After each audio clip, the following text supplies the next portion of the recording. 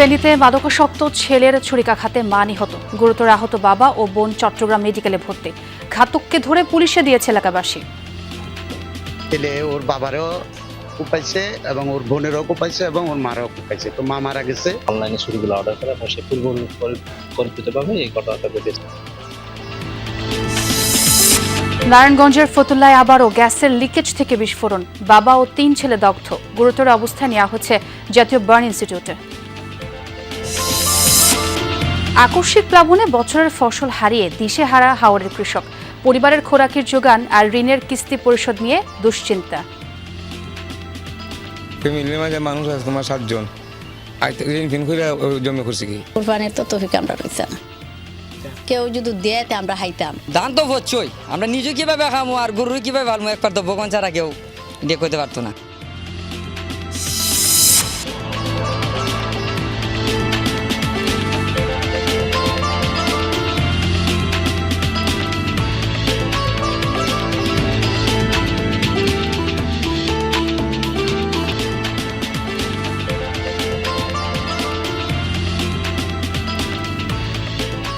দর্শক আমন্ত্রণ সংবাদ সহাদেশে, সঙ্গে আছে আমি ছোঁয়া খন্দকার। আর এতক্ষণ শিরোনাম দেখছিলাম। ফেনীর দাগনভূঞায় মাকে ছুরিকাঘাতে হত্যার অভিযোগে ছেলেকে আটক করেছে পুলিশ। এই ঘটনায় গুরুতর আহত বাবা ও বোন চট্টগ্রাম মেডিকেলে চিকিৎসাধীন। স্বজন এলাকাবাসীর অভিযুক্ত মোশাররফ মাদকাসক্ত। গতরাতে পরিবারের সদস্যদের সাথে ঝগড়ার এক পর্যায়ে মা, বাবা ও বোনকে এলোপাতাড়ি ছুরিকাঘাত করে মোশাররফ। হাসপাতালে পৌঁছানোর আগেই মৃত্যু হয় এলোপাতাড়ি ছুরিকাঘাতে আহত গুলশান আক্তার লাকির। অভিযুক্তের পরিচয় জেনে হতবাক হয়ে পড়েন ফেনী সদর হাসপাতালের চিকিৎসক সহ উপস্থিত সবাই। অভিযোগ, একমাত্র ছেলের হাতেই প্রাণ গেছে মায়ের। গুরুতর আহত বাবা ও বোন। ঘটনাটি ফেনীর দাগনভূঞা উপজেলার দিলপুর গ্রামের। স্বজন ও এলাকাবাসী জানায় অভিযুক্ত ছেলে মোশাররফ মাদকাসক্ত। এ নিয়ে পরিবারে কলহ চলছিল। রোববার রাতে ঝগড়ার এক পর্যায়ে মাকে এলোপাতাড়ি ছুরিকাঘাত করে ছেলে। এ সময় পরিবারের বাকি সদস্যদের ওপরও হামলা চালায় সে। গুরুতর আহত বাবা ও বোনকে ফেনী সদর হাসপাতাল থেকে পাঠানো হয় চট্টগ্রাম মেডিকেলে। ছেলে ওর বাবারও কুপাইছে এবং ওর বোনেরও কুপাইছে এবং ওর মারও কুপাইছে, তো মা মারা গেছে এবং বাপ এবং বোনকে আমরা চিটং পাঠাই দিছি। তাদের অবস্থা ভালো না, বাপের অবস্থা ভালো না। বেশি 5 বছর আগের থেকে আরো আগের থেকে এটা কে বুঝতে পারে না। গান্দা টান্দা ওই কিশোর গ্যাং এগুলোর লগে জড়িত আরে। ঘটনার পরপরই অভিযুক্তকে আটক করে পুলিশে দেয় স্থানীয়রা। পুলিশ জানায় হত্যাকাণ্ডে ব্যবহৃত ছুরিটি অনলাইনে অর্ডার করেছিল মোশাররফ। প্রাথমিকভাবে জানতে পেরেছি যে সে একটু ডিটেইলড ছিল, যে কারণে হচ্ছে যে মা বাবা প্রায় সময় বিভিন্ন বিষয়ে তাকে বিভিন্ন বিষয়ে বলতো, কিন্তু সে এই বিষয়গুলো ক্ষোভগুলো পুষে রেখেছে এবং পরবর্তীতে অনলাইনে ছুরিগুলো অর্ডার করে এবং সে পরিকল্পিতভাবে এই ঘটনাটা ঘটেছে। মর্মান্তিক এই ঘটনায় এলাকায় শোকের ছায়া।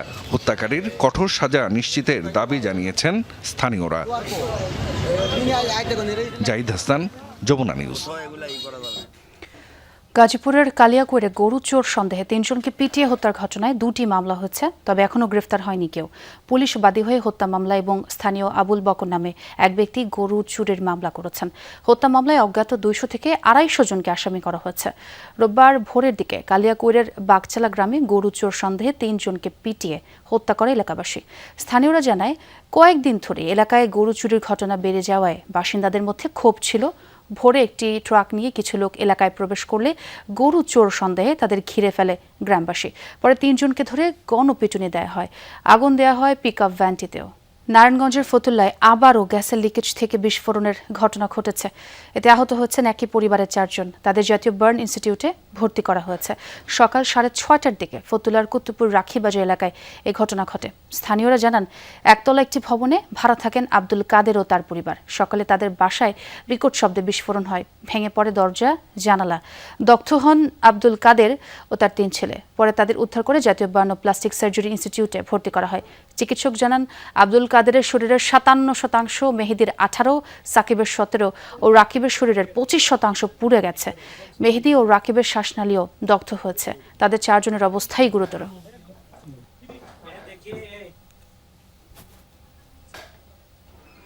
এ বিষয়ে আমরা আরো জানবো। নারায়ণগঞ্জ থেকে যুক্ত হচ্ছেন সহকর্মী আমির হোসেন স্মিথ। পরপর দুদিন লাইনের লিকেজ থেকে গ্যাস বিস্ফোরণের এই ঘটনা ঘটল। তিতাস গ্যাস কর্তৃপক্ষ স্থানীয়রা কি বলছেন এবং দগ্ধদের কি অবস্থা?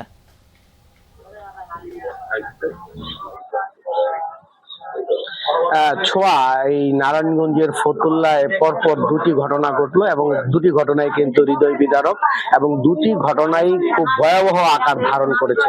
কিন্তু এই ভয়াবহ বিস্ফোরণের পরও কিন্তু আমরা ঘটনাস্থলে এখন পর্যন্ত তিতাস গ্যাসের কোনো কর্মকর্তাকে আমরা উপস্থিত দেখতে পাইনি বা তারা ভিজিট করেছে এরকম কোনো তথ্য আমাদের কাছে নেই। কিছুক্ষণ আগে ফায়ার সার্ভিসের গাড়ি এসেছিলেন, তারা আমাদেরকে যেটি জেনেছেন যে এখানে গ্যাসের থেকে এই বিস্ফোরণ ঘটতে পারে, তবে তারা সেটিও তদন্ত করে বলবেন বলে আমাদেরকে জানিয়েছেন। কারণ এই বাড়িতে আমরা এসে যেটি দেখতে পেয়েছি যে এই বাড়িতে যে গ্যাসের যে লাইন সেটি আছে এবং বাহিরে চুলা, অর্থাৎ রুমের ভিতরে কোনো চুলা নেই। এখন এখানে তারা যেহেতু নিম্নয়ের মানুষ, তারা হালিম বিক্রি করে জীবিকা নির্বাহ করে, তাদের যে গ্যাসের যে সিলিন্ডার বা হালিম রান্না করার যে গ্যাসের সিলিন্ডার সেটি অক্ষত অবস্থায় আছে। তারপরও কি কারণে এরকম ঘটনা ঘটলো সেটি আসলে তদন্তের বিষয়। তবে তিতাস গ্যাস বলছে যে ধারণা করা হচ্ছে যে গ্যাসের লাইনটি গিয়েছে তার থেকে কোনো লিকেজ থেকে ঘরের গ্যাস জমাট বাঁধা থেকে থাকতে পারে। হয়তো সকালে কোনো কারণে সেখানে গ্যাসের লাইটার অথবা দিয়াশলাই জ্বালানোর পরপরই এই ভয়াবহ দুর্ঘটনা ঘটে এবং বিকট শব্দে এখানে দরজা জানালা ছিটকে পড়ে, আসবাবপত্র বিভিন্ন কাপড় চোপড় সেগুলো কিন্তু লন্ডভন্ড হয়ে যায়। তারপর থেকে কিন্তু একটি আলোচনা হচ্ছে যে গতকালকে আমাদের স্বাস্থ্যমন্ত্রীও বলেছেন যে সচেতনতার অনেক গ্যাসটি হালকা থাকার কারণে মিথাইন গ্যাস এটি ঘরের ভিতরে ঘুরতে থাকে এবং দরজা জানালা থাকলে সেখানে কিন্তু আর সেটি বের হতে পারে না। আর এই বের না হওয়ার কারণেই কিন্তু এখানে প্রায়শই এই দুর্ঘটনা ঘটছে এবং নারায়ণগঞ্জে শুধু একটি নয়, এবং অসংখ্য দুর্ঘটনা ঘটেছে। সবাই বলছেন যে মূলত দরজা জানালা খুলে একটু সময় নিয়ে তারপরে যদি গ্যাস লাইন বা দিয়াশলাই বা চুলা জ্বালানো তবে এই বিস্ফোরণ থেকে অনেকটা নিস্তার পাওয়া যায়। কিন্তু অসাবধানতা বশত দরজা জানালা বন্ধ রেখেই দিয়াশলাই বা ম্যাচের কাঠি জ্বালানোর সাথে সাথে এরকম বিকট শব্দে বোমের মতো এখানে আহত হচ্ছে, প্রচুর মানুষ কিন্তু আহত হচ্ছে। মূলত সচেতনতা আসলে একটি মর্মান্তিক দুর্ঘটনা। জাতীয় বার্ন ইনস্টিটিউটে আছেন সহকর্মী সুমাইয়া ঐশী। বাকি খবরাখবর তার কাছ থেকে জানতে চাই। ঐশী, নারায়ণগঞ্জে দুদিনে তো মোট 9 জন দগ্ধ হয়েছেন, তাদের শারীরিক অবস্থা সম্পর্কে জানতে চাই। চিকিৎসকরা বা কি বলছেন? আজকে সকালে 4 জন দগ্ধ অবস্থায় এসেছেন বার্ন ইনস্টিটিউটে এবং গতকাল আপনি জানেন যে 5 জন এসেছিলেন। তবে গতকাল যে 5 জন এসেছিলেন তার মধ্যে একজন কালাম নামে, যিনি প্রায় 95% তার তিনি দগ্ধ হয়েছিলেন, তিনি আজকে সকাল 11টায় মারা গেছেন। এছাড়া তার সে 5 জন সদস্য একই পরিবারের ছিলেন এবং বাকি যারা দগ্ধ হয়েছিলেন তারাও বেশ আশঙ্কাজনক অবস্থায় আছেন এখন পর্যন্ত। চিকিৎসকের সঙ্গে আমরা কথা বললাম। আজকে যে 4 জন একই পরিবারের সদস্য বার্ন ইনস্টিটিউটে এসেছেন তাদের অবস্থাও বেশ আশঙ্কাজনক এবং সেই 4 জন বাবা এবং তার 3 ছেলে এখানে এসে ভর্তি হয়েছেন। যিনি পরিবারের মূল কর্তা অর্থাৎ সম্পর্কে যিনি বাবা হন, তিনি তার অবস্থা বেশ আশঙ্কাজনক। এছাড়া বাকি যে 3 জন আছেন, 3 ভাই আছেন, 2 ছেলে, তাদের শ্বাসনালী দগ্ধ হয়েছে আর একজনের মুখমণ্ডল দগ্ধ হয়েছে। সবাই বেশ আশঙ্কাজনক অবস্থায় আছে, তাদের চিকিৎসা চলছে। এবং গতকাল যিনি ভর্তি হয়েছিলেন, যিনি মারা গেছেন একটু আগে বললাম, তার মরদেহ পরিবারের কাছে হস্তান্তরের প্রক্রিয়া চলছে এবং বাকি যে সদস্যরা আছেন তারা বেশ আশঙ্কাজনক অবস্থায় আছেন এখনও।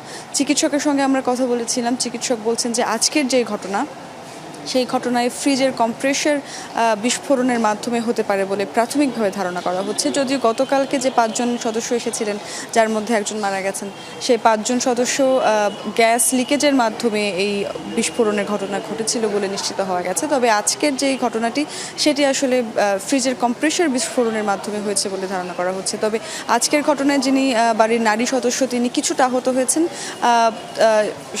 তিনি আসলে বাকি যে সদস্যরা আছেন তাদের দেখাশোনার জন্য এখানে রয়েছেন। ঐশী, অনেক ধন্যবাদ আপডেটগুলো দেওয়ার জন্য। হামু উপসর্গে থামছে না মৃত্যু। 24 ঘন্টায় ময়মনসিংহ মেডিকেলে প্রাণ গেছে আরও একজনের। হাসপাতালটিতে নতুন রোগী ভর্তি হয়েছেন 24 জন, চিকিৎসা শেষে বাড়ি ফিরেছেন 35 জন।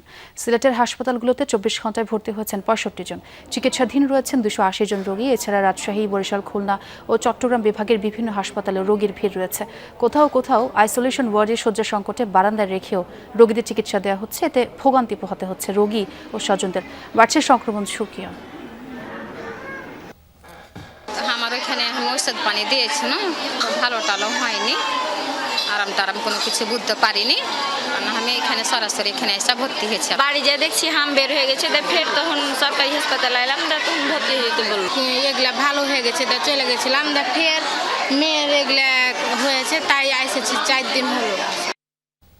এবারে হাম পরিস্থিতির খবর জানবো। সিলেট থেকে যুক্ত হচ্ছেন সহকর্মী নাবিল হোসেন।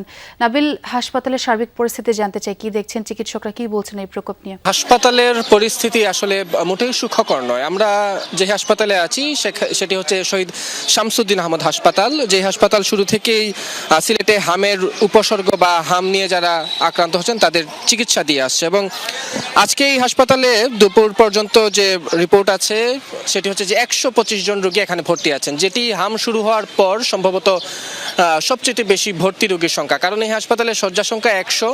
এতদিন আসলে এই হাসপাতালে 110, 112 জন এইরকম রোগী চিকিৎসা দিতেন, ফলে হাসপাতালের একটি বেডে একাধিক রোগীকে চিকিৎসা দিতে হতো, মেঝেতে রেখে চিকিৎসা দিতে হতো। আজ সেটি ছড়িয়েছে 125-এ, অর্থাৎ হাসপাতালের শয্যা থেকে 25 জন রোগী এখানে বেশি আছেন, ফলে তাদেরকে জায়গা দিতে গিয়ে আসলে এক বেডে একাধিক রোগীকে চিকিৎসা দিতে হচ্ছে। যারা আসলে বড়রা হামে আক্রান্ত হচ্ছেন, যুবক, বা তাদেরকে আসলে মেঝেতে রেখে চিকিৎসা দিতে হচ্ছে, এবং এই হাসপাতালে এমনিতেই আগে থেকে চিকিৎসক নার্স সংকট ছিল, ফলে এই যে আসলে একটি প্রকোপ শুরু হয়েছে হামের, সেই প্রকোপে চিকিৎসক নার্সের এই সংকটকে সাথে নিয়ে আসলে তারা সেবা দিয়ে যাচ্ছেন, তারা তাদের সর্বোচ্চ চেষ্টা দিয়ে যাচ্ছেন, যারা সেবা নিতে আসছেন, হামে বা উপসর্গ নিয়ে যারা আসছেন তাদেরকে যাতে সেবা দেওয়া হয় সেই চেষ্টা তারা করছেন। এর বাইরে আসলে মৃত্যু আজ নেই সিলেটে, গত 24 ঘন্টায় কোনো শিশু মারা যায়নি, যেটি অনেকটা সিলেটের জন্য সুখকর খবর, কারণ গত 1 সপ্তাহ ধরে টানা আমরা মৃত্যুর খবর জানাচ্ছিলাম। চিকিৎসকরা বলছেন যে যেহেতু টিকাদান কর্মসূচি চলছে, ফলে এই টিকাদান কর্মসূচির যে সুফল সেটি পেতে আরো কিছুদিন সময় লাগবে, সম্ভবত এই মাসের শেষ নাগাদ এই যে সিলেটে যে প্রকোপ শুরু হয়েছে সেই প্রকোপটা কমে আসতে পারে, সেই আশাবাদ তারা রাখছেন। নাবিল, অনেক ধন্যবাদ আপনাকে। সুন্দরবনে মধু সংগ্রহ করতে গিয়ে বাঘের আক্রমণে আহত হচ্ছেন এক মোয়াল। সকালে আহত বাবুল গাজীকে নিয়ে উপকূলে পৌঁছায় ছেলেরা। স্থানীয়রা জানান, মাঝি ইউসুফ গাজীর নেতৃত্বে একদল মোয়াল সুন্দরবনের সাতক্ষীরা রেঞ্জের কাছিকাটায় পায়রাটুনি খাল এলাকায় মধু সংগ্রহ করতে যান। রোববার সকালে হঠাৎ একটি বাঘ আক্রমণ করে, গুরুতর আহত হন বাবলু। এ সময় অন্য মোয়ালরা লাঠিসোঁটা নিয়ে এগিয়ে গেলে সরে যায় বাঘটি। আহত বাবলুকে সাতক্ষীরা মেডিকেল কলেজ হাসপাতালে ভর্তি করা হয়েছে। তার বাড়ি শ্যামনগর উপজেলার গাবুরা ইউনিয়নের ডুমুরিয়া গ্রামে। বন বিভাগ জানায়, সুন্দরবনে প্রবেশের সময় মোয়ালদের নিরাপত্তা ব্যবস্থা মেনে চলার নির্দেশনা দেয়া হয়। আহতের চিকিৎসা বিষয়ে খোঁজ খবর নেওয়ার কথাও জানিয়েছেন কর্মকর্তারা। হাওরের কৃষকের কাছে বোরো ধান শুধু ফসল নয়, সারা বছরের বেঁচে থাকার অবলম্বন। কিন্তু এবছর হবিগঞ্জে আকস্মিক প্লাবনে তলিয়েছে সেই একমাত্র সম্বল। ঋণ, ক্ষুধা আর অনিশ্চয়তার সঙ্গে এখন টিকে থাকার লড়াই হাজারো কৃষকের। সহকর্মী প্রদীপ দাস সাগরের প্রতিবেদন। হাওরের প্রখর রোদে অন্য কৃষক যখন ধান শুকাতে ব্যস্ত, তখন হবিগঞ্জ বানিয়াচংয়ের আতকুড়া গ্রামের বর্গা চাষি রফিক মিয়া তাকিয়ে আছেন পানিতে ডুবে থাকা নিজের ধানের দিকে। 8 বিঘা জমিতে সোনালী স্বপ্ন বুনেছিলেন তিনি, কিন্তু অকাল প্লাবন ঘরে তুলতে দেয়নি 1 বিঘার ধানও। যেটুকু কেটেছেন সেটুকু শুকাতে পারছেন না। তলিয়ে গেছে ধান শুকানোর খলা, সুযোগ মিলছে না পাকা সড়কেও। এই রাত তো শুকাইতে না, পানি চলাইতে রাখছি।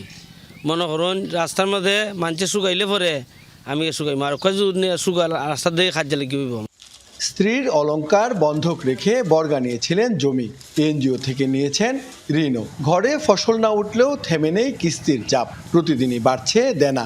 এখন মাঠ থেকে পচা ধান তুলে কোনো রকমে বেঁচে থাকার পরিকল্পনা তার। তোলা দেখেছে এটা তুলমু, তুললে সে এরপরে উগাইমু, রাস্তার মধ্যে উগাইয়া যদি পারি, এরপরে গন্ধ করবো চাউলের মধ্যে, এরপরে খাইমু। রফিক মিয়ার সংসারে 8 সদস্য। স্ত্রী সাজনা বেগমের চোখে এখন ভবিষ্যতের শঙ্কা। ঘরের চালের ভান্ডার প্রায় শূন্য। সামনে ঈদ, কিন্তু সন্তানদের নতুন পোশাকের আবদার মেটানোর সামর্থ্য নেই। তাই আগে ভাগেই সন্তানদের বুঝিয়ে বলছেন অভাবের গল্প। দান ফান কোনো 100 টাকা তুলতে পারছি না, উনা কোনো দিছি না। কুরবানির তো তৌফিক আমরা রয়েছে না, কেউ যদি দেয় আমরা হাইতাম। একই অবস্থা সুবিদপুর গ্রামের জ্যোৎস্না মণ্ডলের জীবনেও। 2 ছেলেকে হারানোর পর নাতি নাতনিদের নিয়েই তার 8 সদস্যের সংসার। 4 বিঘা জমিতে বর্গা চাষ করেও ঘরে তুলতে পারেননি 1 মুঠো ধান। অন্যের জমিতে শ্রম বিক্রি করেই চলছে জীবন। 2 ছেলে আছে, 2 ছেলে মারা গেছে এবং 4 কের জায়গা বাকি হচ্ছে। এটার মধ্যে 4 কের জায়গা কেরও আনতে পারছি না, খাসিও আনতে পারছি না। জেলার হাজারো কৃষকের গল্প এখন এমনই। ধানের পাশাপাশি তলিয়েছে খড়, তাই নিজেদের অনিশ্চিত ভবিষ্যতের পাশাপাশি গবাদি পশু নিয়েও রয়েছে দুশ্চিন্তা। ধান তো হচ্ছই, আমরা নিজে কিভাবে খামো আর গরুর কিভাবে ভালমো একবার তো বকন ছাড়া কেউ এটা করতে পারতো না। ফ্যামিলির মাঝে মানুষ আছে তোমার 7 জন, ঋণ ফিন করে জমি করছি কি। চলতি মৌসুমে জেলায় 1,23,444 হেক্টর জমিতে বোরোর আবাদ হয়েছে। এর মধ্যে হাওড়াঞ্চলে আবাদ হয়েছে প্রায় 46,954 হেক্টর জমিতে। কৃষি বিভাগের হিসাব বলছে আকস্মিক প্লাবনে তলিয়ে গেছে প্রায় 11,500 হেক্টর জমির ধান। টাকার অঙ্কে ক্ষতির পরিমাণ প্রায় 350 কোটি টাকা। এর মধ্যে প্রায় 23,000 ক্ষতিগ্রস্ত কৃষকের তালিকা করা হয়েছে। 20 বিঘা জমি থাকে, তার 10 বিঘা তলিয়ে গেলে 50% করছি। একজনের যে 5 বিঘা আছে সেই 5 বিঘাই তলিয়ে গেছে, সে আসলে 100% করছে। এইভাবে আমরা হিসাব করে প্রথম, দ্বিতীয় এবং তৃতীয় ক্যাটাগরি হিসেবে আমরা এই ক্যাটাগরিটা নির্ধারণ করব। ক্ষতিগ্রস্ত কৃষকদের সহায়তায় বেশ কিছু উদ্যোগ নিয়েছে সরকার। ত্রাণ ও দুর্যোগ ব্যবস্থাপনা মন্ত্রণালয়ের আওতায় প্রতি মাসে 20 কেজি চালের পাশাপাশি দেয়া হবে নগদ 2,500 থেকে 7,500 টাকা। খুব শিগগিরই মানবিক সহায়তা কার্ডের মাধ্যমে কৃষকদের সহায়তা পৌঁছে দেয়া হবে বলে জানান এই কর্মকর্তা। আশা করতেছি যে আমরা ঈদুল আজহার পূর্বে হয়তো তাদের হাতে মে মাসের যে মানবিক সহায়তা সেটা আমরা পৌঁছে দিতে পারবো ইনশাআল্লাহ। হাওরের পানিতে শুধু ধান নয়, ডুবেছে হাজারো কৃষক পরিবারের 1 বছরের বেঁচে থাকার স্বপ্ন। এখন তাদের একটাই চাওয়া, প্রকৃত ক্ষতিগ্রস্ত কৃষকরা যেন সরকারি সহায়তা থেকে বঞ্চিত না হন। প্রদীপ দাস সাগর, যমুনা নিউজ, হবিগঞ্জ। আদর্শ কে ছিল সংবাদ সাদেশে এতক্ষণ যারা সঙ্গে ছিলেন সবাইকে ধন্যবাদ।